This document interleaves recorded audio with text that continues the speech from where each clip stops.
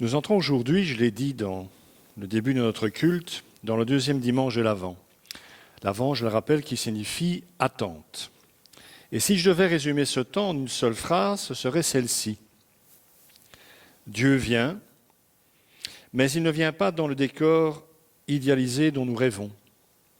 Il vient nous rejoindre dans la vie qui est la nôtre. Notre Seigneur ne vient pas dans un monde lisse, apaisé, maîtrisé, dont toutes les aspérités auraient été d'ores et déjà limées, gommées, mais dans le monde réel, notre monde, celui que nous portons en nous aujourd'hui. Un monde avec ses tensions, sa fatigue, ses questions, ses espoirs timides, les choses que nous n'avons pas réglées, les relations fragiles, les peurs, les regrets, et aussi, c'est vrai, les petites joies.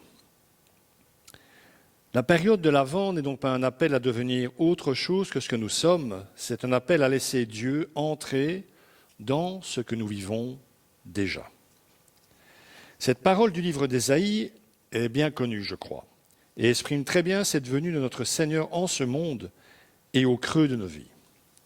Je tire ce texte dans le livre d'Ésaïe, chapitre 11, verset 1. « Un rameau sort du vieux tronc de Jessé, un rejeton pousse de ses racines. » Alors Jessé, petit rappel, pour ceux qui l'ignoreraient, c'est le père du roi David, du second roi d'Israël. Le rejeton, le descendant dont il est question ici, n'est pourtant pas le roi David, décédé depuis plusieurs siècles au moment de cette prophétie d'Ésaïe. Mais on parle bien ici du Messie de la maison royale de David. Pourtant, à l'époque, rien n'annonce des lendemains qui chantent. Le Messie est encore bien loin. L'image utilisée par le prophète est cependant on ne peut plus simple, puisqu'il nous parle d'une souche. Alors cette souche est réellement et symboliquement l'évidence qu'une histoire a pris fin, qu'elle a été en quelque sorte coupée, tranchée. La souche, c'est ce qui reste quand l'arbre est tombé, quand quelque chose a été brisé, perdu, terminé, et on entre dès lors dans une sorte de désespérance silencieuse. Ésaïe veut parler à son peuple d'Israël d'un temps, un moment, une époque où tout semble fini, et cette époque dont il parle à son peuple d'Israël, c'est la leur. Le royaume est en ruine, les leaders, les dirigeants ont failli, l'avenir semble bouché, tout est perdu, et dès lors les gens se disent « à quoi bon ?» C'est fou comme cela ressemble à notre époque à nous, voire à toutes les époques, tant ce passage, me semble-t-il, est universel. C'est dans ce contexte-là, dans cette situation-là, alors que tout semble irrémédiablement perdu, que la promesse résonne comme un coup de tonnerre. De la souche surgira une vie nouvelle. Un jour, le Messie issu de la maison de David viendra bel et bien. Même si tout semble bouché, même si l'obscurité recouvert le pays et les âmes de ceux et celles qui l'habitent, Dieu va venir. Il n'a besoin que d'un petit rien. Ce qui signifie qu'il n'attend pas que nos vies soient des jardins bien ordonnés pour y faire pousser quelque chose. Il n'a pas besoin que nous soyons de majestueux cèdres du Liban ou des chênes immenses. Il choisit les souches, il aime les souches, les chaos, les petits commencements discrets, les choses et les êtres improbables que nous sommes. Il choisit ce qui nous semble terminé, trop abîmé, trop compliqué, trop cassé. Il choisit ce qui nous semble être déjà, en quelque sorte, trop tard. Il nous choisit. Alors ne soyons pas surpris. Beaucoup parmi nous ont des souches dans leur jardin intérieur. Une relation familiale bloquée depuis des années, une fatigue intérieure qu'on n'ose plus nommer, une déception qui prend toute la place dont nous disposons encore, une culpabilité abyssale dont on n'arrive pas à se libérer, un deuil toujours pas complètement accepté, un domaine de notre vie où l'on ne croit plus que quoi que ce soit puisse encore changer. C'est justement là que cette période de l'Avent, ce temps de préparation à la venue de Dieu dans nos vies, a quelque chose à nous dire. Et ce quelque chose, c'est peut-être justement, regarde bien, c'est peut-être là, justement là, là où ça te fait le plus mal, que Dieu veut faire pousser quelque chose. Je continue dans le texte d'Ésaïe, dans le chapitre 11. C'est un des plus beaux passages, me semble-t-il, de l'Ancien Testament et peut-être même de toute la Bible, à mon avis. J'en ai pris une partie ici, à partir du verset 6. Enfin, le verset 6. Alors le loup séjournera avec l'agneau, la panthère aura son gîte avec le chevreau, le veau et le lionceau seront nourris ensemble, et un petit garçon les conduira. La paix qu'Ésaïe annonce, ce monde où le loup et l'agneau cohabitent, n'est pas une simple poésie un peu naïve, comme le pensent certains. C'est la vision de ce que Dieu est capable de faire quand il restaure, quand il remet de la vie là où il n'y en avait plus, là où tout était sec et mort, comme une souche. La paix commence souvent quand nous laissons Dieu nous dévoiler nos propres souches, nos propres lieux de mort intérieure. Nous devons visiter ces lieux avec le Christ pour qu'il y apporte la lumière et la paix. Il ne faut jamais visiter ces lieux seuls, s'y rendre seul, au risque de sombrer dans la désespérance. Alors vous le savez, l'autre grand personnage de ce temps de l'Avent, en dehors de notre Seigneur lui-même bien sûr, et dont nous parle aussi Ésaïe, et c'est intéressant de le relever, me semble-t-il, c'est Jean le Baptiste, le cousin de Jésus, le dernier grand prophète de l'Ancien Testament, même s'il fait son apparition dans le Nouveau. D'après Jésus lui-même, il n'y en a pas eu de plus grand, c'est le plus grand. C'est celui dont Ésaïe annonce la venue. Une voix crie dans le désert, « Préparez le chemin de l'Éternel, faites une route bien droite pour notre Dieu dans les endroits arides. Toute vallée sera comblée, toute montagne et toute colline abaissée.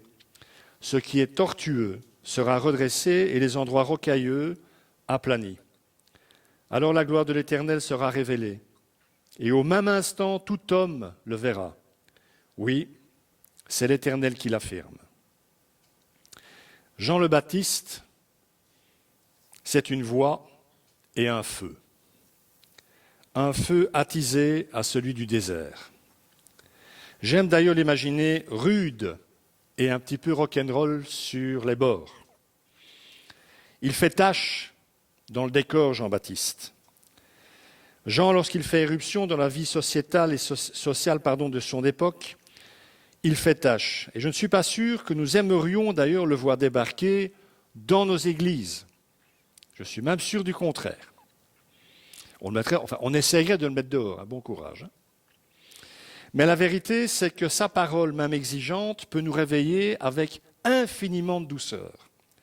Parce que Jean ne dit pas « Faites un grand nettoyage, soyez parfaits, montrez ce que vous valez ». Non, il dit simplement « Préparez le chemin du Seigneur, comme moi je le fais. » Car ce chemin, mes amis, on l'oublie trop souvent, ce chemin, encore une fois, il est intérieur. C'est en vous que le Messie veut venir. Ce verbe préparer est d'ailleurs insignifiant en apparence, alors qu'en fait, il ouvre sur un espace absolument immense. Préparer, ce n'est pas refaire toute sa vie. Comment le pourrait-on? Préparer, c'est ouvrir la porte. C'est faire de la place. C'est parfois simplement ne pas se fermer.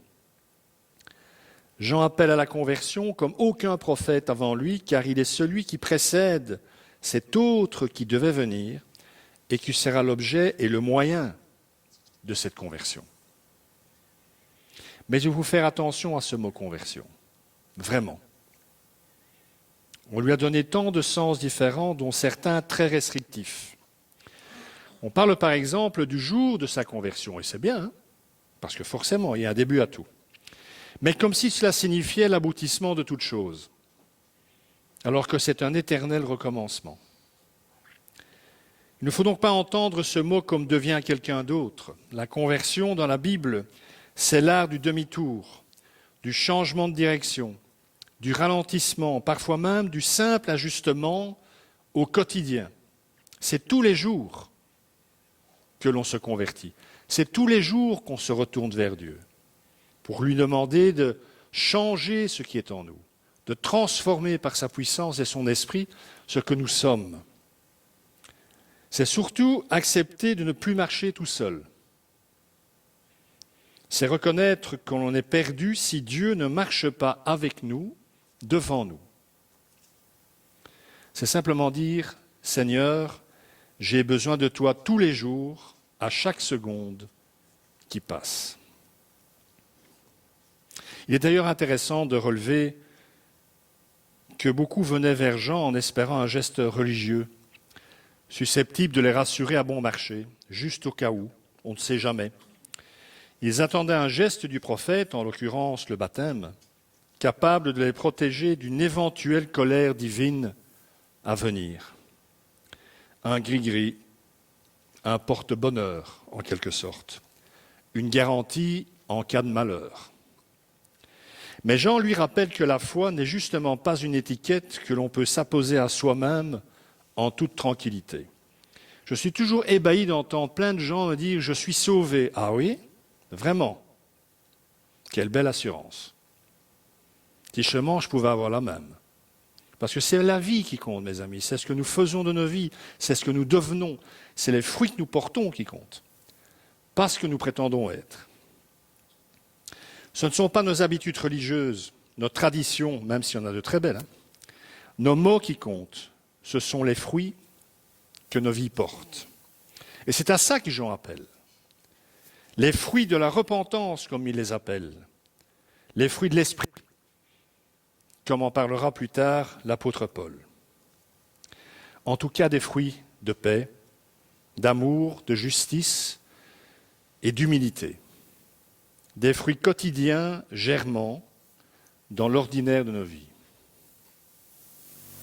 Car on peut aller à l'église toute sa vie sans jamais vraiment laisser Dieu toucher quelque chose en nous.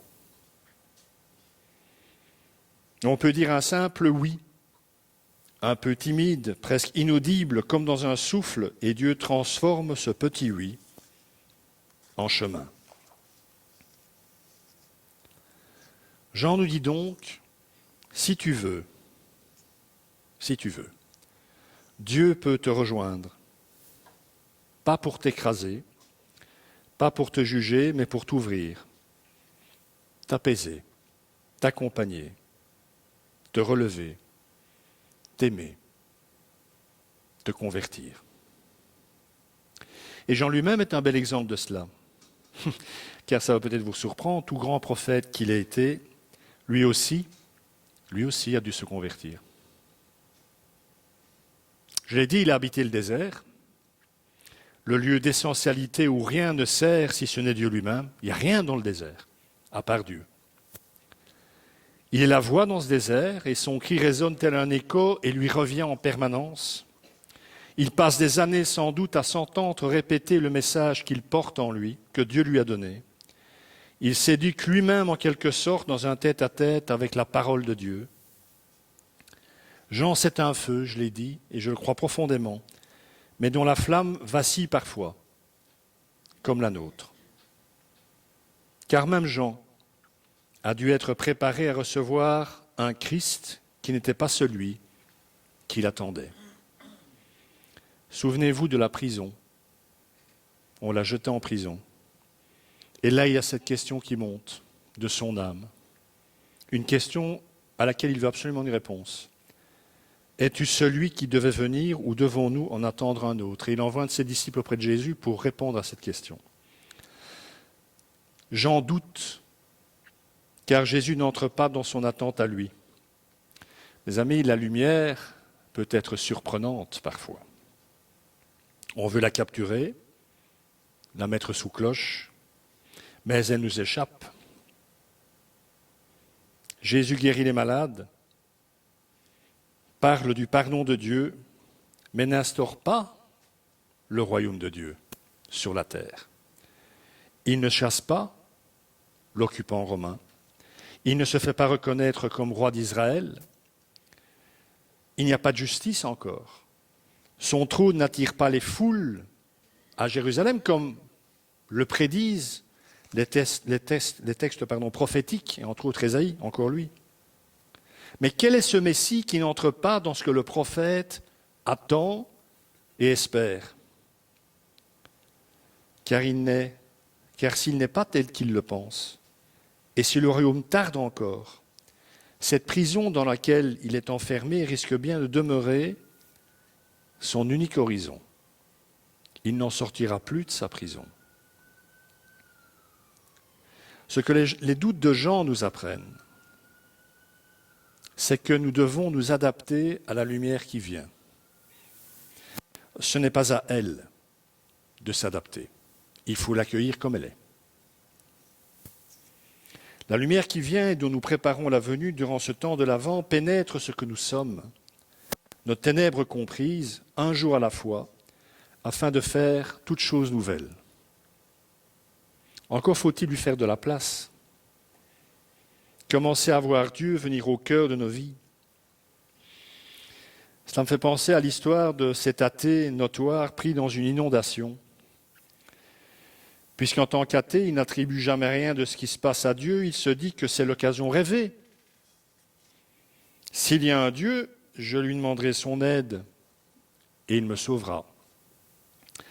Lorsqu'il entend à la radio qu'on conseille aux habitants de la zone de se rendre sur les hauteurs, puisque l'eau monte, il n'en tient pas compte. S'il y a un Dieu, il me sauvera. Peu après, un pompier frappe à sa porte pour lui demander d'évacuer. Réponse de notre homme, s'il y a un Dieu, il me sauvera. Alors que les eaux montent encore, il monte lui aussi au 2e étage de sa maison. Un canot de la garde civile s'approche alors pour l'évacuer.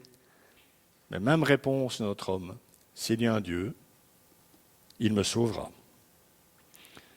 Finalement, n'ayant plus le choix, il se réfugie sur le toit. C'est alors qu'il entend le vombrissement des pales d'un hélicoptère venu, encore une fois, pour le sauver. Le secouriste descend vers lui, arrimé à un grappin, mais là encore, notre homme persiste. Non, s'il y a un Dieu, il me sauvera. Une vague l'emporte, il se noie et se retrouve devant Dieu à qui il demande des comptes. Mais pourquoi ne m'as-tu pas sauvé? Que veux-tu dire? Demande Dieu. Je t'ai passé un message radio, envoyé un pompier, le garde-côte et même l'hélicoptère. Mais tu ne les as pas écoutés. Mes amis, ça peut être dangereux d'adapter la lumière. Ce qui nous rappelle donc cette période de l'Avent, c'est que la lumière vient dans les ténèbres du monde, celui dans lequel nous vivons et celui que nous portons encore tous en nous. Faisons de la place à la lumière, et c'est tout notre être qui sera éclairé. Que le Seigneur vous bénisse et qu'il bénisse sa parole. Amen.